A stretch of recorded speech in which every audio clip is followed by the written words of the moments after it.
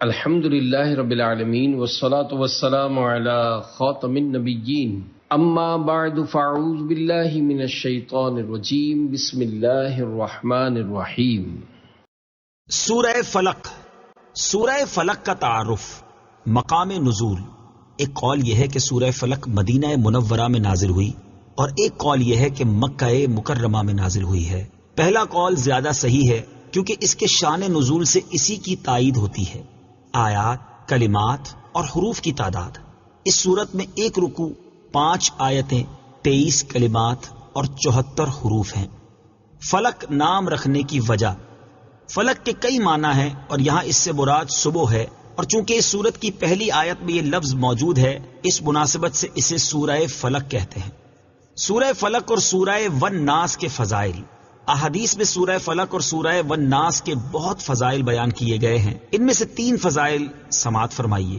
Number 1، حضرت عقبہ بن عامر رضی اللہ تعالی عنہ سے روایت ہے، مسلم شریف کی حدیث ہے، نبی کریم صلی اللہ تعالی علیہ وآلہ وسلم نے ارشاد فرمایا، کیا تم نے نہیں دیکھا کہ آج رات مجھ پر ایسی آیتیں نازل ہوئی ہیں جن کی مثل نہیں دیکھی گئی؟ وہ آیتیں قل اعوذ برب الفلق سورت کے آخر تک اور قل اعوذ برب الناس سورت کے آخر تک ہیں۔ نمبر 2، حضرت ابو سعید خدری رضی اللہ تعالی عنہ فرماتے ہیں، ترمذی شریف کی حدیث ہے، حضور پر نور صلی اللہ تعالی علیہ وآلہ وسلم جنات سے اور انسانوں کی نظر سے پناہ مانگا کرتے تھے، یہاں تک کہ سورہ فلق اور سورہ والناس نازل ہوئی، پھر آپ نے ان سورتوں کو پڑھنا شروع کر دیا اور ان کے علاوہ دیگر وظائف کو چھوڑ دیا۔ نمبر 3، حضرت عابس جوہنی رضی اللہ تعالیٰ عنہ سے روایت ہے، حضور اقدس صلی اللہ تعالی علیہ وآلہ وسلم نے ارشاد فرمایا، میں تمہیں وہ کلمات نہ بتاؤں جو شریر جنات اور نظر بد سے اللہ تعالیٰ کی پناہ طلب کرنے میں سب سے افضل ہیں؟ انہوں نے عرض کی، یا رسول اللہ صلی اللہ تعالی علیہ وسلم کیوں نہیں، آپ ضرور بتائیے۔ ارشاد فرمایا،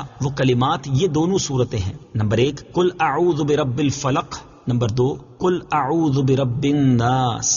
سورہ فلق اور سورۃ الناس کا شان نزول، یہ سورت اور سورۃ الناس جو اس کے بعد ہے اس وقت نازل ہوئی جبکہ لبید بن عاصم یہودی اور اس کی بیٹیوں نے حضور پر نور صلی اللہ تعالی علیہ وآلہ وسلم پر جادو کیا اور حضور اکرم صلی اللہ تعالی علیہ وسلم کے جسم مبارک اور ظاہری اعضاء پر اس کا اثر ہوا، البتہ دل، عقل اور اعتقاد پر کچھ اثر نہ ہوا۔ چند دنوں بعد حضرت جبریل علیہ السلام آئے اور انہوں نے عرض کی، ایک یہودی نے آپ صلی اللہ تعالی علیہ وآلہ وسلم پر جادو کیا ہے اور جادو کا جو کچھ سامان ہے وہ فلاں کنویں میں ایک پتھر کے نیچے دبایا ہوا ہے۔ رسول کریم صلی اللہ تعالی علیہ وآلہ وسلم نے حضرت علی المرتضی کرم اللہ تعالی وجہہ الکریم کو بھیجا اور انہوں نے کنویں کا پانی نکالنے کے بعد پتھر اٹھایا تو اس کے نیچے سے کھجور کے درخت کے نرم حصے سے بنی ہوئی تھیلی برآمد ہوئی جس میں حضور اقدس صلی اللہ تعالی علیہ وسلم کے وہ منہ مبارک جو کنگھی سے برآمد ہوئے تھے اور نبی کریم صلی اللہ تعالی علیہ وآلہ وسلم کی کنگھی کے چند دندانے اور ایک ڈورا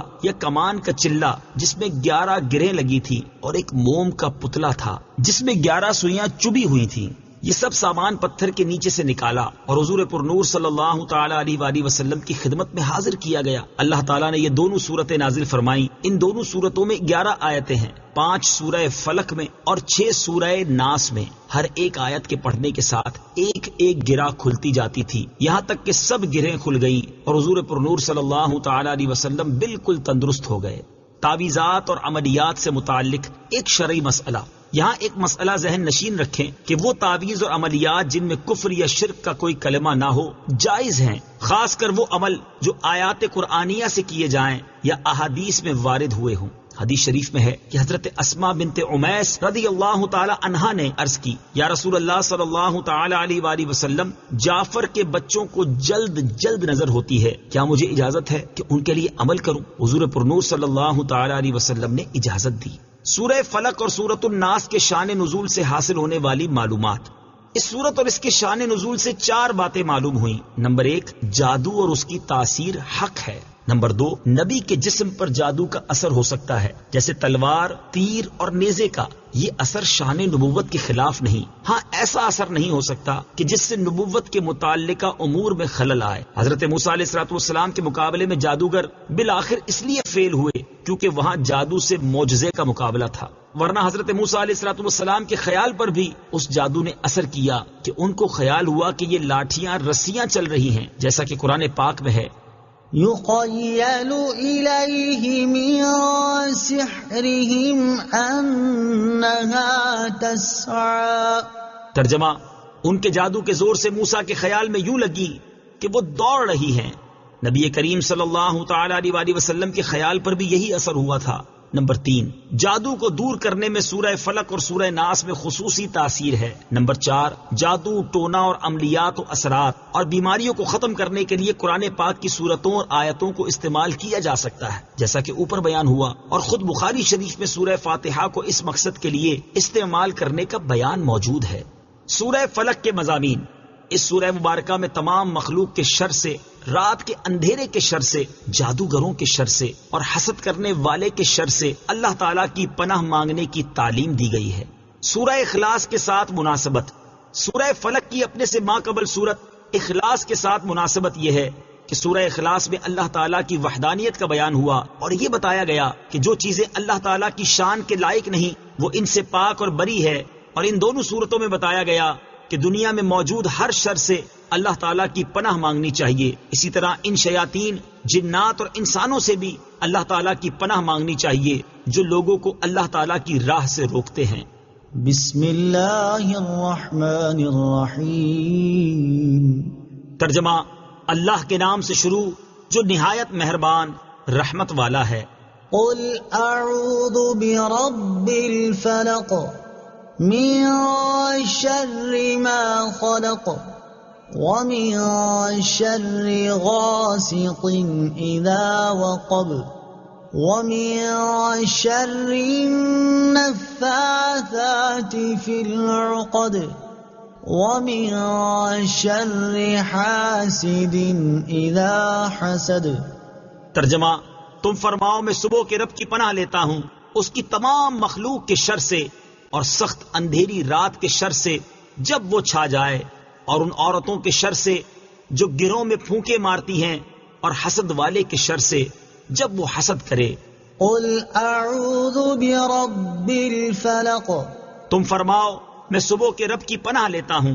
تفسیر صراط الجنان میں ہے پناہ مانگنے میں اللہ تعالیٰ کا اس وصف صبح کے رب کے ساتھ ذکر اس لیے ہے کہ اللہ تعالیٰ صبح پیدا کر کے رات کی تاریکی دور فرماتا ہے تو وہ اس پر بھی قادر ہے کہ پناہ چاہنے والے سے وہ حالات دور فرما دے جن سے اسے خوف ہو. نیز جس طرح تاریک رات میں آدمی صبح طلوع ہونے کا انتظار کرتا ہے، اسی طرح خوف زدہ آدمی امن اور راحت کا منتظر رہتا ہے. اس کے علاوہ صبح مجبور و لاچار لوگوں کی دعاؤں کا اور ان کے قبول ہونے کا وقت ہے. تو اس آیت سے مراد یہ ہوئی کہ جس وقت کرب اور غم والوں کو آسانیاں دی جاتی ہیں اور دعائیں قبول کی جاتی ہیں، میں اس وقت کو پیدا کرنے والے کی پناہ چاہتا ہوں. ایک قول یہ بھی ہے کہ فلق جہنم میں ایک وادی ہے. من شر ما خلق. اس کی تمام مخلوق کے شر سے. تفسیر صراط الجنان میں ہے اس آیت میں ہر مخلوق کے شر سے پناہ مانگی گئی ہے، خواہ جاندار ہو یا بے جان، مکلف ہو یا غیر مکلف. اور بعض مفسرین نے فرمایا ہے کہ یہاں مخلوق سے مراد خاص ابلیس ہے جس سے بدتر مخلوق میں کوئی نہیں. ومن شر غاسق اذا وقب. اور سخت اندھیری رات کے شر سے جب وہ چھا جائے. تفسیر صراط الجنان میں ہے ام المومنین حضرت عائشہ رضی اللہ تعالی عنہا سے مروی ہے کہ رسول کریم صلی اللہ تعالی علیہ وسلم نے چاند کی طرف نظر کر کے ان سے فرمایا، اے عائشہ رضی اللہ تعالی عنہا، اس کے شر سے اللہ تعالی کی پناہ، یہ جب ڈوب جائے تو اندھیرا ہو جاتا ہے. اس سے مراد مہینے کی آخری راتیں ہیں جب چاند چھپ جاتا ہے تو جادو کے وہ عمل جو بیمار کرنے کے لیے ہیں اسی وقت میں کیے جاتے ہیں. وَمِن شَرِّ النَّفَّاثَاتِ فِي الْعُقَدِ. اور ان عورتوں کے شر سے جو گروہ میں پھونکے مارتی ہیں.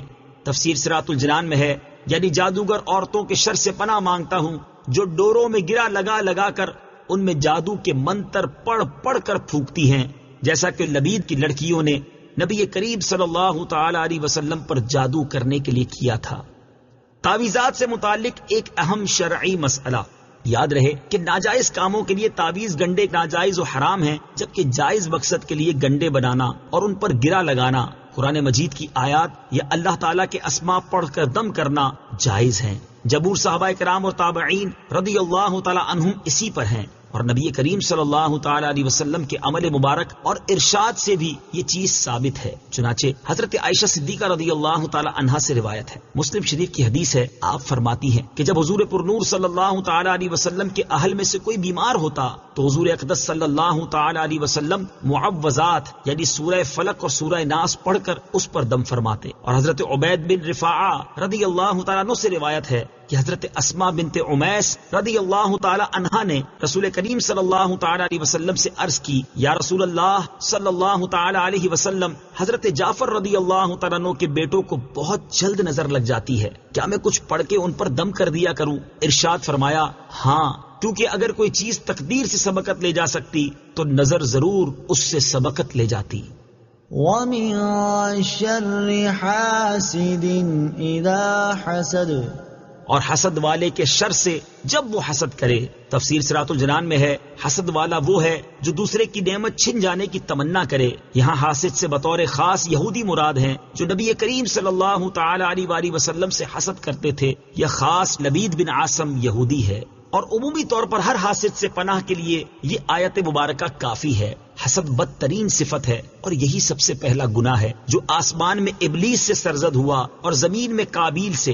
حسد کے مقابلے میں رشک ہوتا ہے، اور وہ یہ ہے جس میں اپنے لیے بھی اسی نعمت کی تمنا ہوتی ہے جو دوسرے کے پاس ہے، لیکن دوسرے سے چھن جانے کی تمنا اس میں نہیں ہوتی۔ اس صورت مبارکہ سے معلوم ہوا کہ جادو اور حسد بدترین جرائم ہیں کہ عام شروں کے بعد ان کا ذکر خصوصیت سے فرمایا گیا۔